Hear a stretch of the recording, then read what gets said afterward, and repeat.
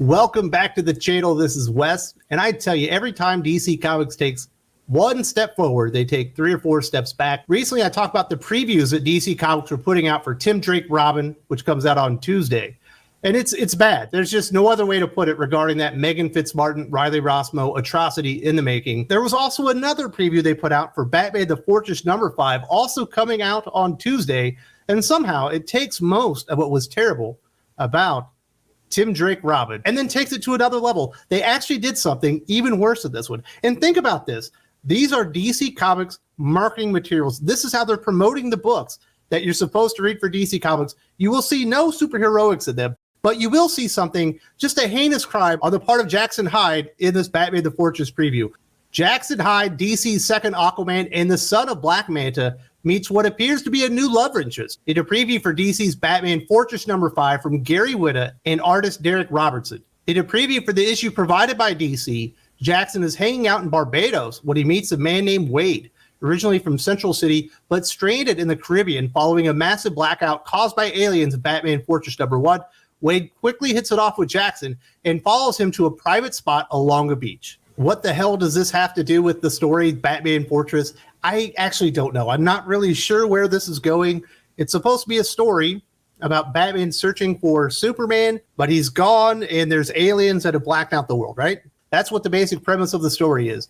Why Jackson Hyde being on a beach, meeting a man and, I don't know, having googly eyes is pertinent to the story, I guess, is to be determined. Perhaps they just want to show that everyone is being affected by these blackouts or something. There's a lot of stuff wrong with this preview. We'll talk about the little one first, and then I'll talk about the really big issue, why Jackson Hyde can never be considered a superhero again. Look at just how effeminate Jackson Hyde is now in Batman Fortress #5. This is how all DC Comics LGBT male heroes are treated these days. DC Comics editorial and writers seem to believe gay men can only be effeminate. They say they want representation, but is it really representation if you only represent one type of gay man in all of comic books? LGBT men are not a monolith. They have their own unique identities. I'm sure just like all of you guys out there, I happen to have several gay friends and family members, but I never ever see any superheroes in DC and Marvel Comics that are LGBT representative, if they're male these days, that offer anything but this exact same version of a gay superhero. It gets frustrating after a while. Can we have a different version of a gay hero in DC and Marvel Comics? Maybe if you did that, it wouldn't feel all the same anymore. Maybe I wouldn't have gay fatigue if every gay character wasn't the exact same in every single comic book. Unfortunately, this sucks. There's no way around it. This absolutely sucks, but it gets worse. Jackson Hyde is supposed to be the next Aquaman, right? He's the heir to the Aquaman mantle within DC Comics. If you read Aquaman, I guess he already has it already. He's sharing it with Arthur Curry, I guess, if you read that one.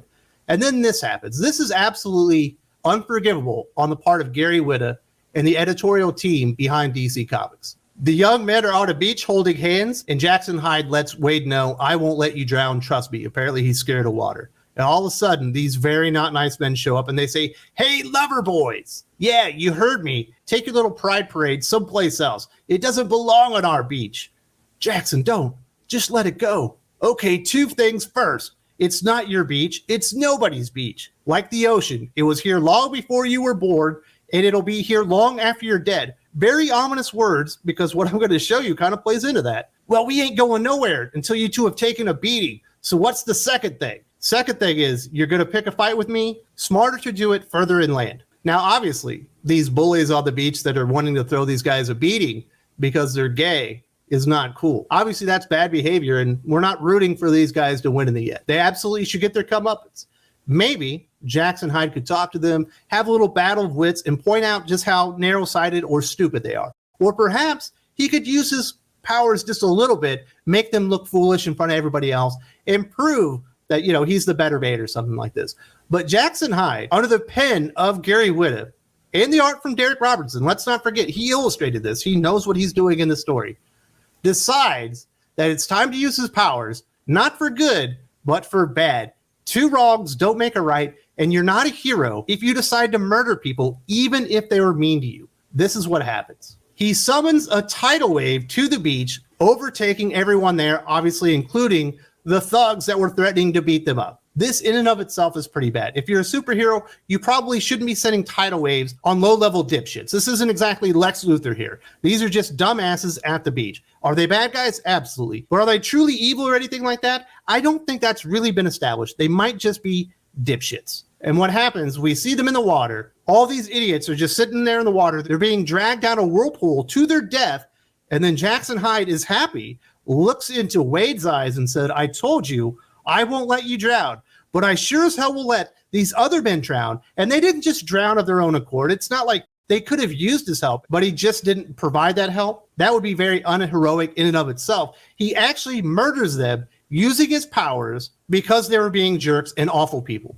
I'm starting to come to the realization that there just isn't room for heroics in superhero comics these days.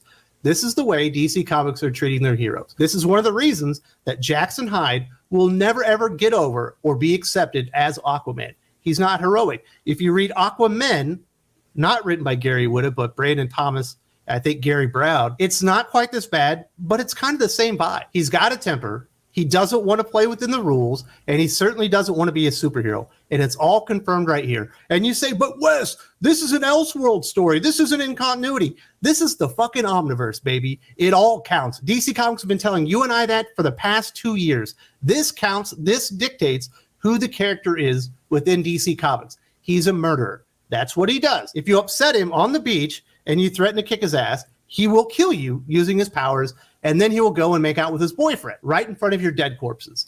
I don't know what the hell's wrong with DC Comics. Well, I know what's wrong. It's the editorial staff. They keep hiring these bad writers and giving them bad stories. Thankfully, no one's reading Batman Fortress. No one's reading it. That first issue was an absolute train wreck. I think a lot of comic book retailers realized the writing was on the wall and this was a terrible series, and they jumped off the bandwagon. And I think less people will be reading it after this one. Jackson Hyde is no hero, and this is what DC Comics decided the best way to promote Batman Fortress #5 was. It was Jackson Hyde sitting on the beach, being very effeminate, not really in character of himself, and then deciding to murder people when they were jerks. Batman Fortress has been a train wreck since day one. I reviewed Batman Fortress #1. If you didn't see that video and you want to see just how bad this started, this video is absolutely for you. You need to check this out. Batman, the Fortress #1, Gary Whitta, not a comic book writer, and definitely shouldn't be anywhere near any superheroes ever again. If you don't see it here, there's also a link in the video description.